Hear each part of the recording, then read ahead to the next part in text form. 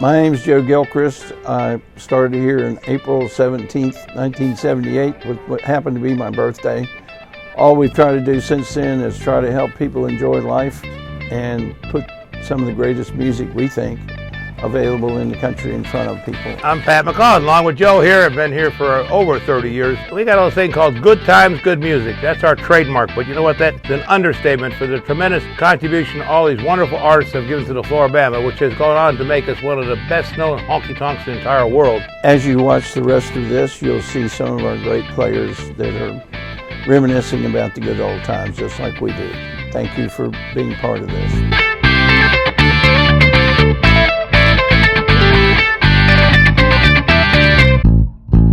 Hey everyone, I'm Big Earl. We're here at the World Famous Flora-Bama with one of the finest female singers you're going to hear anywhere, Miss Lea Anne Creswell. How you doing, Lea Anne? I'm perfect today. I know you look perfect. Good. You look good. You look good. That's why they call you Queenie here at the Flora-Bama. Queenie. Why they call you Queenie?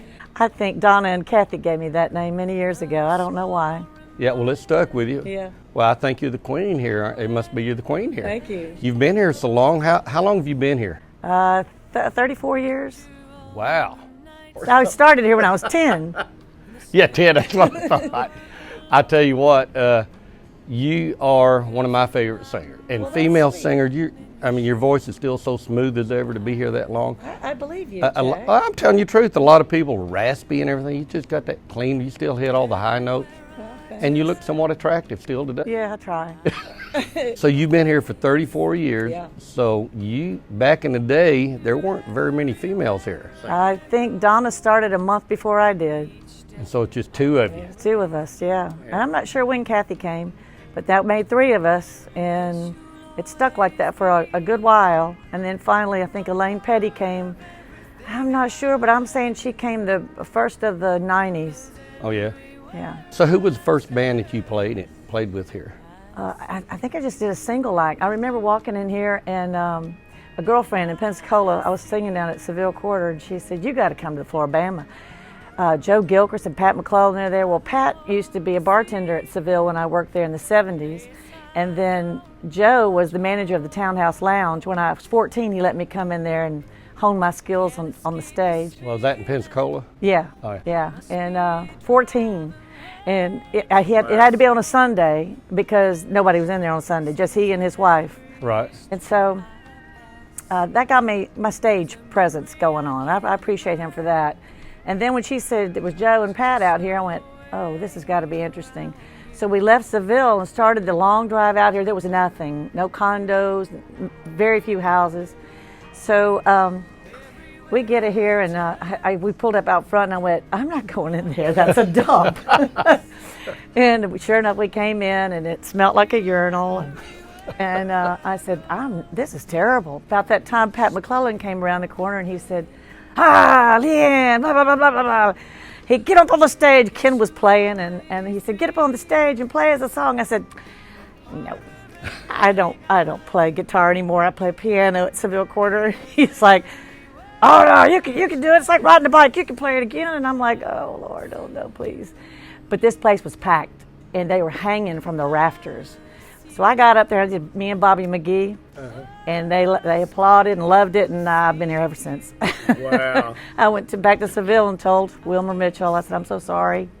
Got to go. I got to go. Well, my next question was, why have you stayed so long? And you pretty much explained it. The people here, I guess. Absolutely. I mean, you can't beat, like Rusty used to say, yeah. You can't beat a Flora-Bama crowd. That's right. They let you know when you're doing something good. That's right. So back in the day, I mean, you're talking about a real roadhouse. Now, I hadn't been here near as long as you, but back in the day, I've heard some good stories. You ever see any fights back here? Yeah. I was in one. Really? I was sitting at the You were in one? Well, yeah. I was sitting at the front bar, and I had a cowboy hat on. And remember when they lined up behind you at the front bar to pay to get in? Yeah. Cat was over there at the door, and it was a long line. They were stretched out the front door. And a guy was behind me, and he said, nice hat.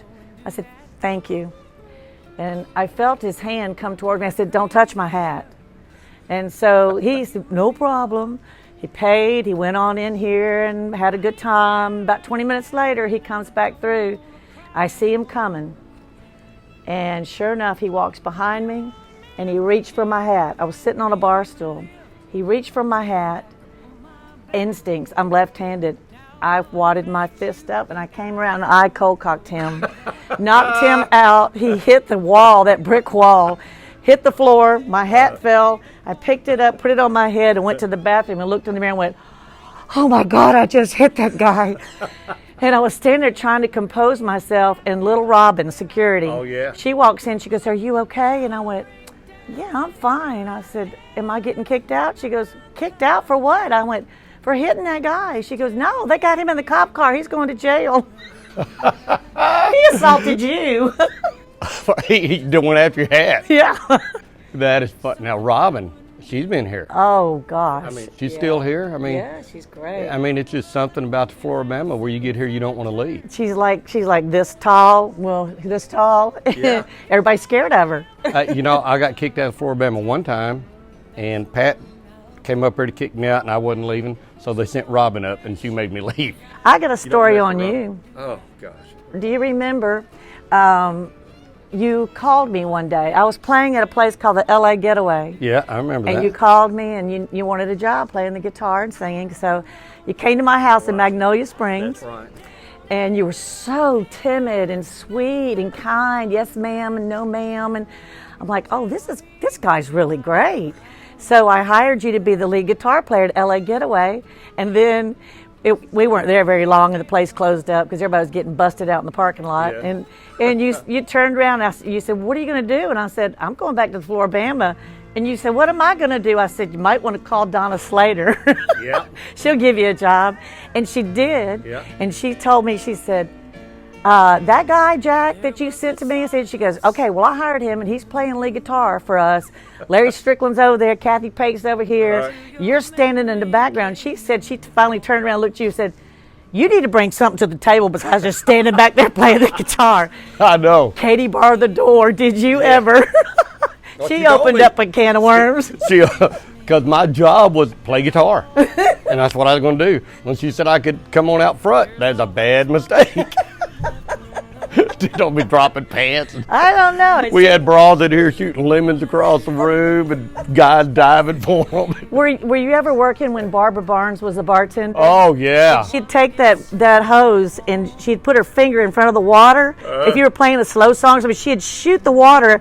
The stage was a lot closer to the bar. Yeah. And she'd shoot at the water at you and go, speed that sucker up. Yeah, or she'd throw ice. Yeah?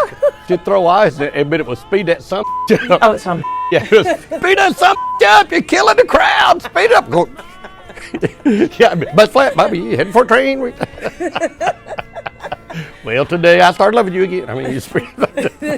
She was a mess. Yeah, that was a lot of fun. Gosh, I was doing belly button shots up on the bar, you know, and all. I mean, I could tell you a lot of times in here, and I know you remember this, when they would be someone's birthday and they'd say, we got a stripper coming in, it's going to get a little nasty. Anybody have a problem? You might want to leave. No, we're okay. So they would lock the doors and have the stripper come up here and strip down and give somebody a lap dance.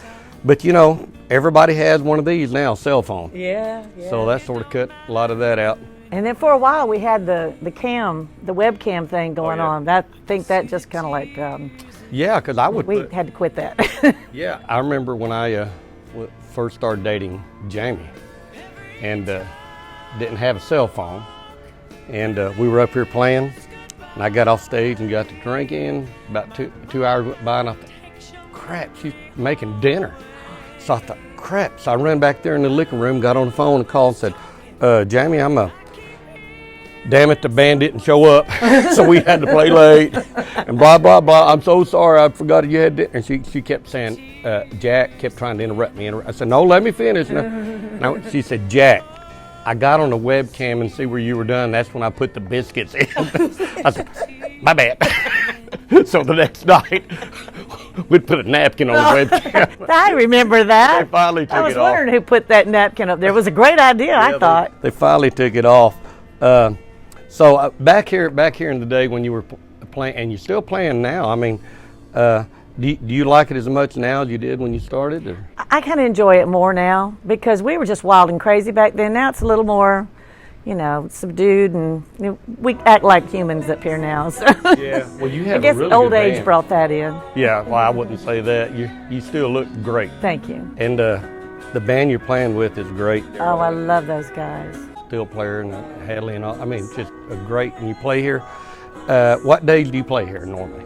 Fridays, Friday. Yeah. And what time?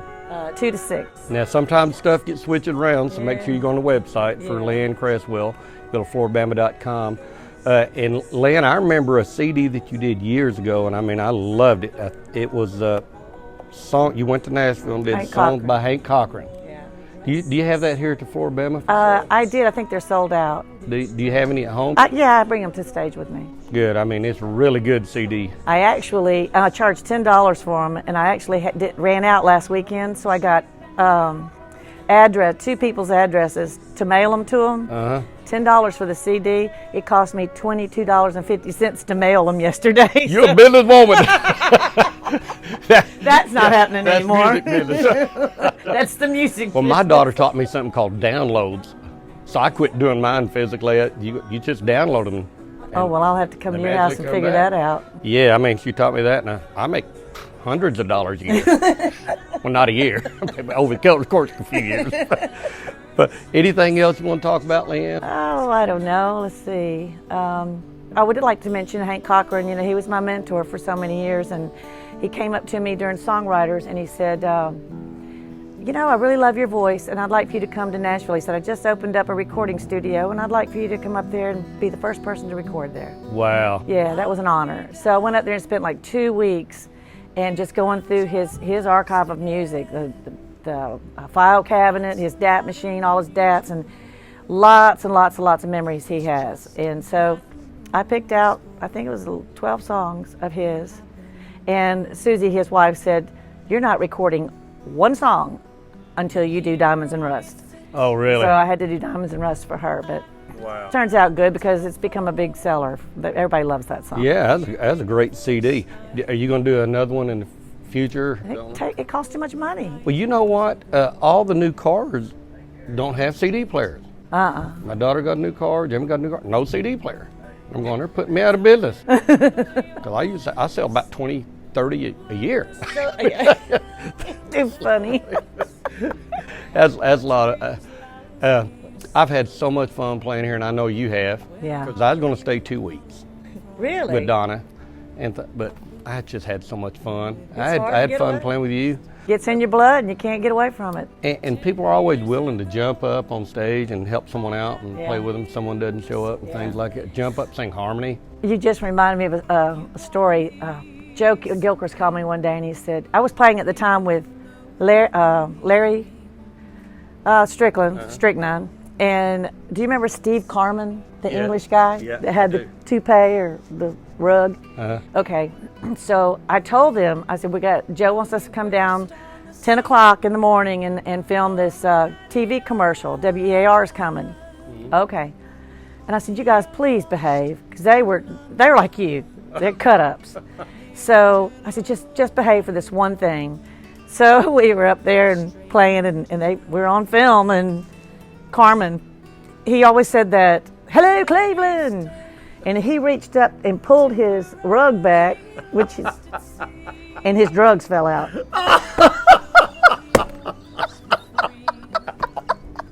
Oh, that's funny as hell. That's where Just this once. Just this once, I wanted you to behave. Yeah, he had a stash under there. And it just, I've heard a bunch of them, but I hadn't heard that. Hey, listen, I'm about 6 months from being there. It might be a good place for me to put my Imodium and Tums. That's when you know you're getting older. No, you leave the weed at home and just go to Imodium and Tums. Well, I love you, Lea Anne. I love you too, Jack. So awesome seeing you here for so many years, and I hope we're both here another 50 years. Oh, I hope so too. Thank you, Jack. Thank you. Hey, y'all, once again, if you'd love to see Lea Anne play here at Flora-Bama, go to our website at florabama.com. Click on the music link, and you can find all of our entertainers.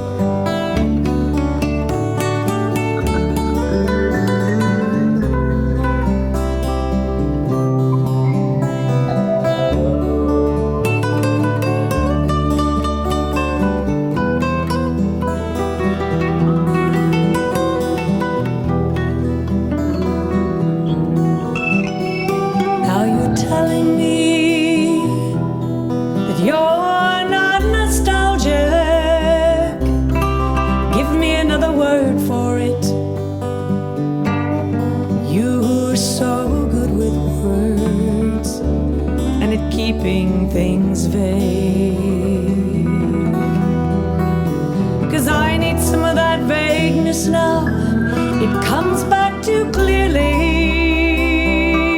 Yes, I loved you dearly. If you're offering me diamonds and rust, I've already paid.